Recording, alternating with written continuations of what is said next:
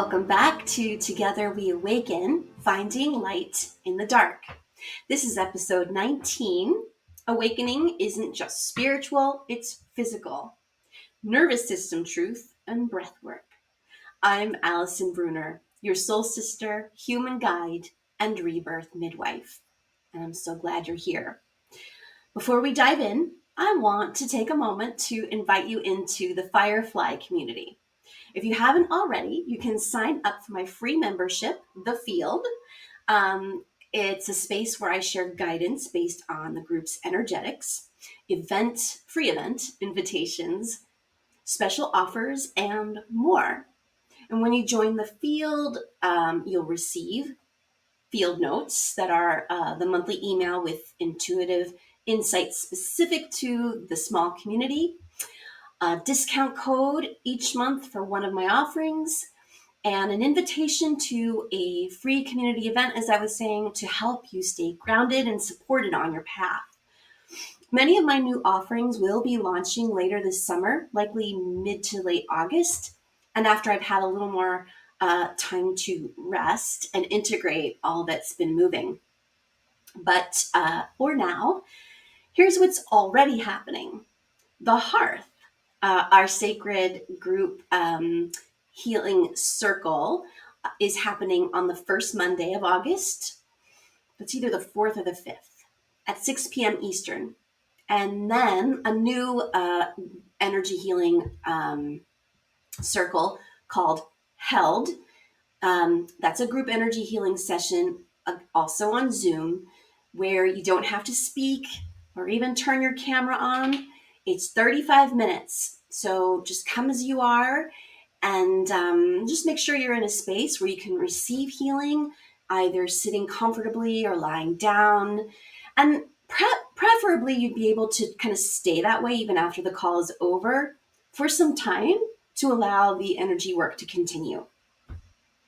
And if you're attending Held for the first time, you'll get a special discount code that'll be up on my site soon. So let's start together by taking a breath together, because that's what this is about. So I sat down yesterday to record this episode, and when I did, nothing came. I was thoroughly exhausted and uninspired, just totally blah. I'd planned to talk about a topic that I thought would serve you, but my body said no, absolutely no. And I've learned not to ignore that anymore. So instead of pushing through something that I have done for most of my life, I paused. I scrapped it. And today I'm starting again. But I'm not starting with a real plan, like I normally have a better plan. I'm starting with what's true for me right now. So if you're listening to this, chances are you're on your own awakening journey. And maybe, like me, you've been feeling incredibly tired. I hear about this a lot in a lot of communities. Feeling like your nervous system is fried and your energy is gone and your intuition feels far away. And maybe you've even started wondering if you're just lazy or depressed. And I want to say this as clearly as I can. You are not lazy. And it's unlikely that it's about depression. But you are not alone. Spiritual awakening isn't just a mystical experience. It's a biological one. And I don't believe that I've ever heard anybody talk about that part. I've heard it mentioned that it affects us down to our DNA, yes, but almost no one has talked about the intense exhaustion that you can experience. Over the last few weeks, I've been noticing a massive shift in how I relate to my energy. For the first time in my life, I took 2 solid weeks off of work. First time in my life. No clients, no content, no pushing. And fortunately, I recorded my podcasts, in advance. And so now I'm kind of pushed up to the last minute here. But that's okay. I realized something that my exhaustion was not coming from overwork alone. It was also decades of overriding my body in the name of being good and helpful, productive, and consistent. And what I'm learning is that spiritual awakening can physically affect the body in ways that are just as profound as the emotional or energetic shifts. Back in 2007, I forgot to make sure my microphone is working correctly. One moment.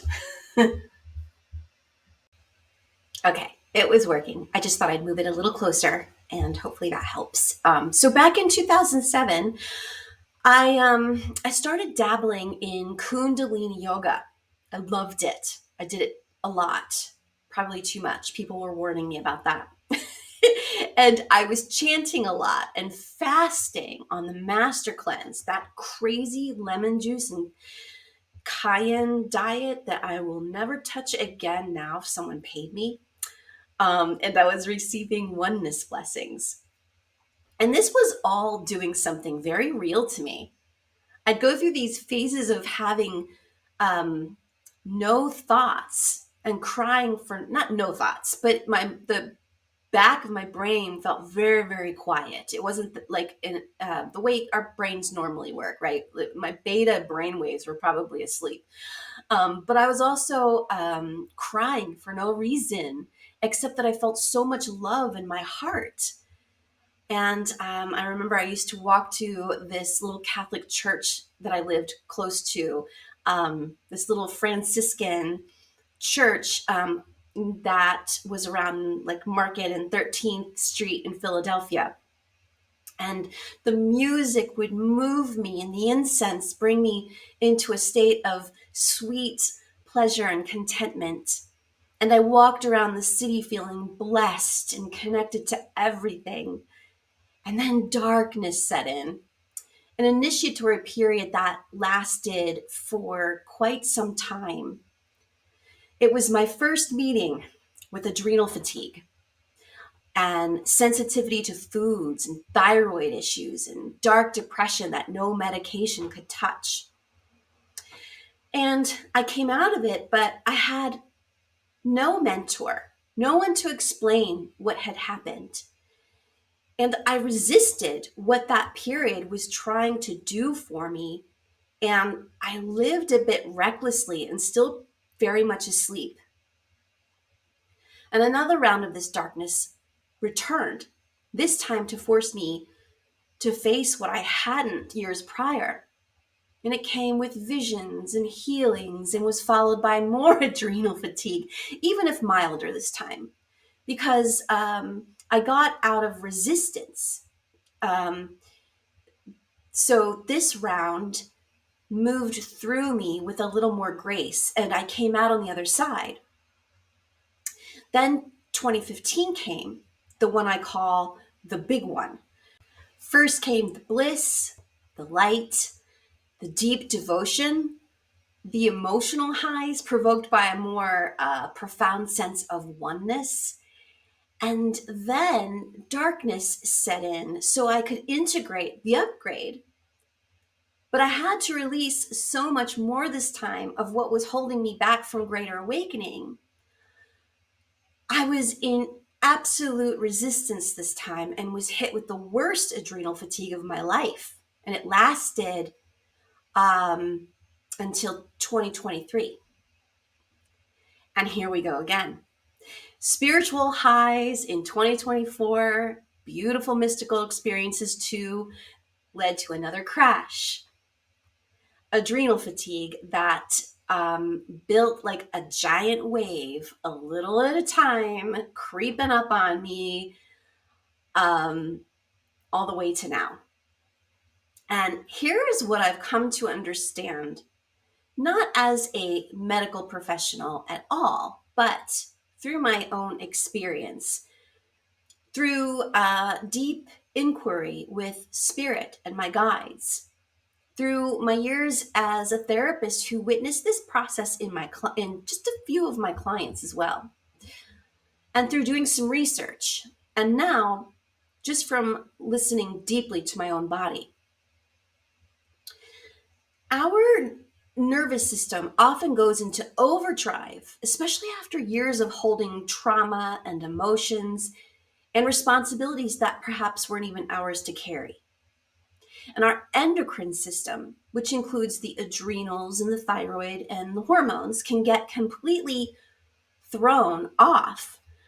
And it's not uncommon to experience adrenal fatigue and thyroid imbalances and irregular cycles and even perimenopausal symptoms as a form of spiritual reorganization. The pineal gland, which governs inner sight and circadian rhythms, becomes more active, which can disrupt our sleep and increase sensitivity. And so here's where we can also become more psychic. And the emotional body, it feels everything. Every wound, every grief, every unintegrated memory tends to rise up when the soul starts waking up. And sometimes awakening feels like expansion and bliss. But often it feels like everything is crumbling inside of us and we don't know how to hold it. And this is what it looks like when the soul begins to land in the body, because that's what's happening is more and more and more of your multidimensional self, your soul self, your higher self is becoming embodied. So there's this whole reconfiguration. It's like a renovation going on in your body and you're like, So yesterday I was supposed to meet up with a dear friend and an acquaintance as well. And one of them had to cancel. She's dealing with a chronic physical condition that flared up and she just couldn't make it. And the other friend said that she was in a serious case of the blahs. And honestly, I was too. And she asked if I'd be willing to drive closer to where she lives. It was not a huge ask, but it would have meant getting on the highway. And I just couldn't. I mean that in the deepest, most cellular way. I physically could not do it. The thought of getting in the car and being on for a visit and through traffic in this part of Pennsylvania, if you live somewhere in the suburban Philadelphia, you know what I'm talking about. But it made me feel like my nervous system would just short circuit. Like I'd get there and need to go to sleep. And I need to take a drink. Um, Also, sorry, I keep scratching my nose. Um, Allergies are weird today from all the humidity. But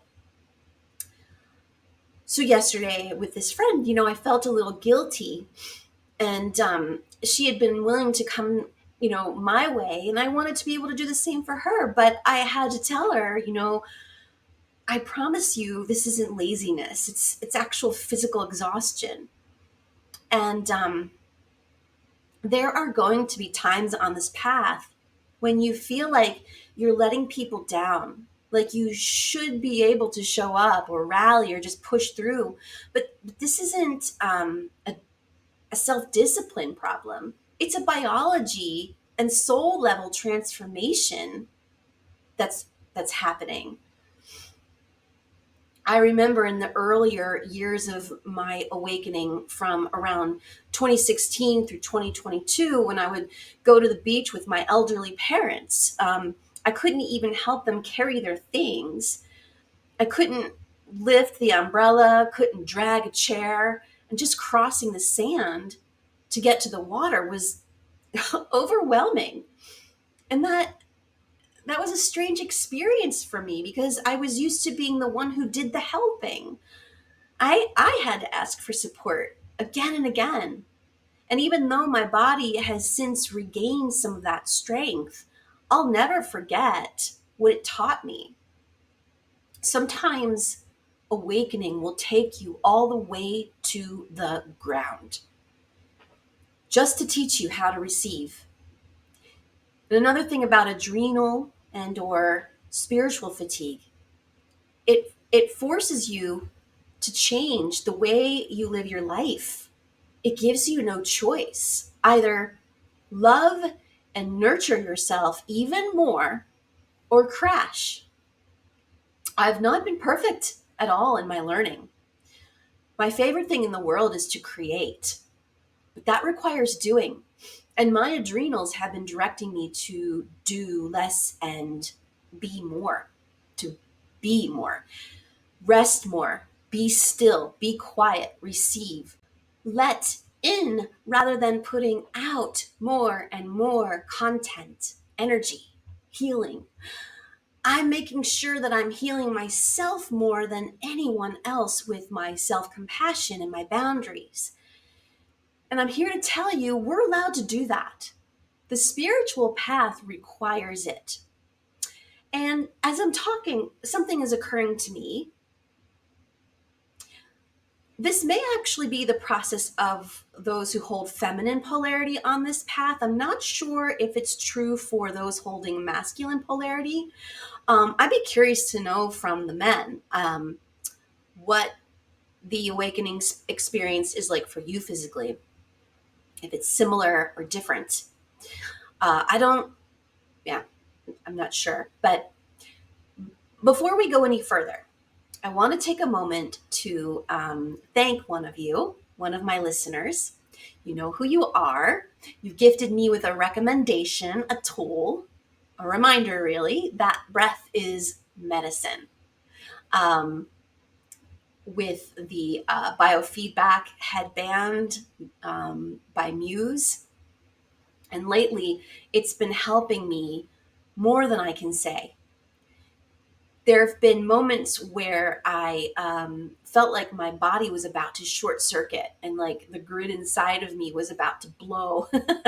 And in those moments, I would lie down and use the app and the headband and breathe, actual breath work that I'd been trained in before, but never knew that it actually, I always found it boring because I needed some kind of way to track my progress. And now I have that.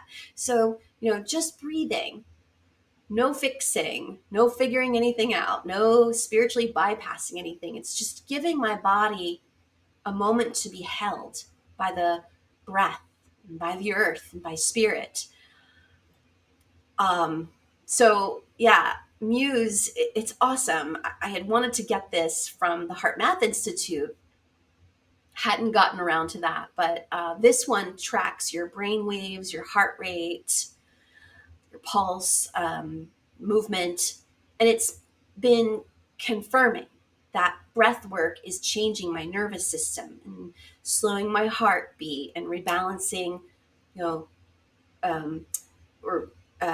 altering my brain waves and slowing down those beta brain waves and increasing the alpha, the theta, and the delta. And reminding me that, healing is real, even when it's very subtle and quiet. So I decided that today I would share 3 breathwork practices I learned a long time ago, and they're super simple, but they've been helping me recently. These are the 3 that have been helping me the most. So you don't have to be perfect at this. Just be here. Be in your body if you can. If you can't, it's okay. Be where you are, but be in this moment with me. So the first one is called the Physiological Sigh. So that involves 2 short inhales through your nose, followed by a long exhale through your mouth. So let's try it together. Ready? So inhale, 1, 2, and exhale through the mouth. Let it go. Again, inhale, 1, 2, exhale, release through your mouth. And once more, inhale. 1, 2, and exhale. Softening your shoulders, your jaw, and your belly. Let yourself feel the shift, even if it's subtle. And continuing for a few more breaths.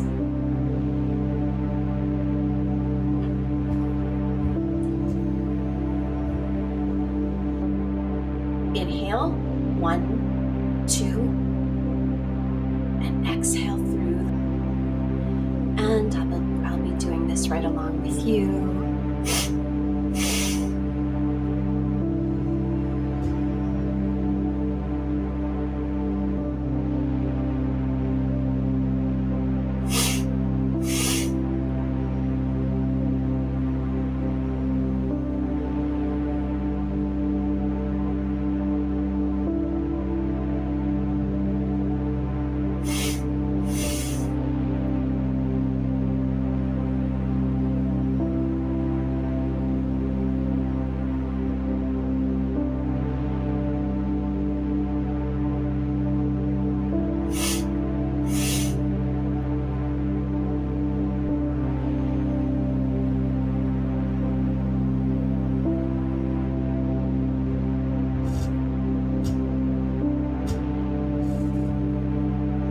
And again, notice how you're feeling.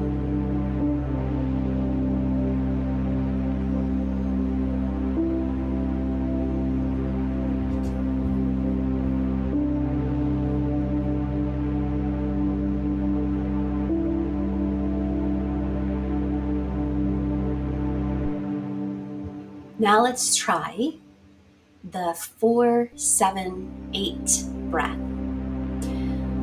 You're going to inhale through your nose for a count of 4, hold for 7, and exhale through your mouth for 8.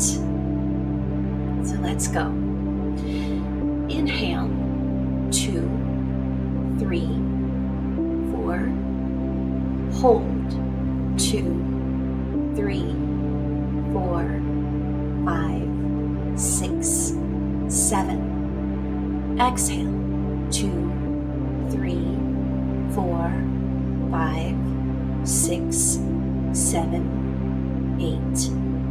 Again, inhale, 3, 4, hold, 2, 3, 4, 5, 6, 7. Exhale, 2, 3, 4, 5, 6, 7, 8. Let the breath continue. I'll do it right along with you.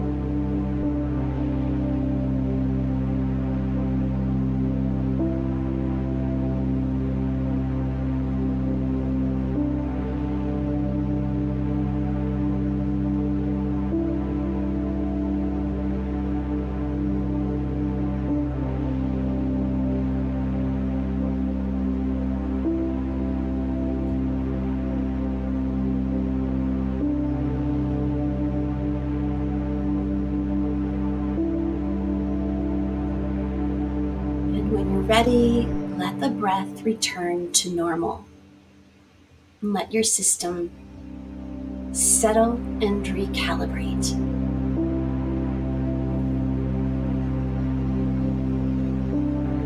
Now let's try ocean breath, also called Ujjayi breathing. You're going to gently constrict the back of your throat as you breathe through your nose. like you're fogging up a mirror when your mouth closed. So let's begin. Do a soft inhale through the nose and a soft exhale through the nose.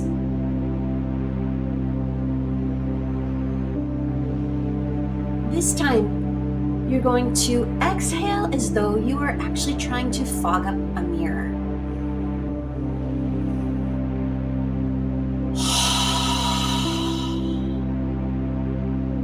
And when you inhale, you're going to do it as though you're doing it backwards.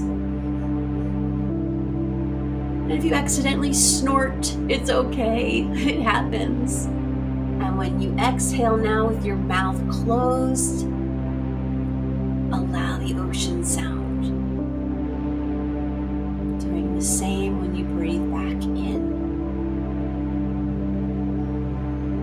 So you'll let yourself ride the wave of your breath without effort, just presence, and I'll do it along with you.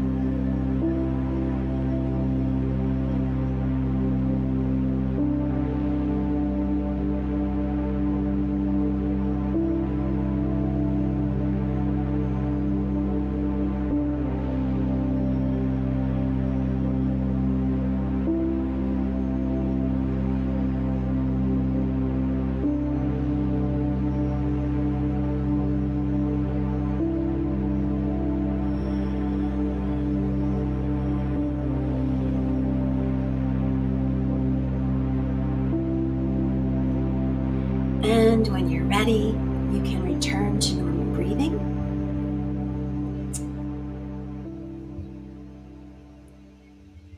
And you can use these tools as frequently as you need to. They've really helped to lower my cortisol levels and recalibrate my nervous system and help me get clear and focused for my work or prepare to go to sleep. But I want to also tell you that if you're tired, it's not because you failed at anything or anything's wrong with you. You know, your soul is doing deep work. If you're uninspired, you're not off track. And if you can't show up the way that you used to, it doesn't mean that something's wrong with you. It means something sacred is changing. Your body is asking to be honored. And I'm listening to mine too. I hope today's episode helped you. Free feel. Do that, and feel free too to share in the comments. I'd love to hear what came up for you. And I want to thank those of you who've left such kind feedback and support. To be honest, I didn't want to start this podcast. It was a calling that I resisted for a while because I doubted myself. I thought that I was too non-linear a thinker, too scattered, and that I had nothing to say. And even now, every time I turn on this camera, my heart races at first. But a spirit ally kept showing up for me. Spider. Spider is the weaver, the storyteller, the quiet artist of the unseen thread. And she reminded me that words can be medicine. And this weaving, this voice, this space, it matters. So thank you for being here. I'm so grateful this space is still intimate and small. I love it that way. It's real, it's cozy, and it's enough for me right now. So I hope you'll be kind to yourself and take lots of breaths, nourishing breaths, and know that we're together on this path.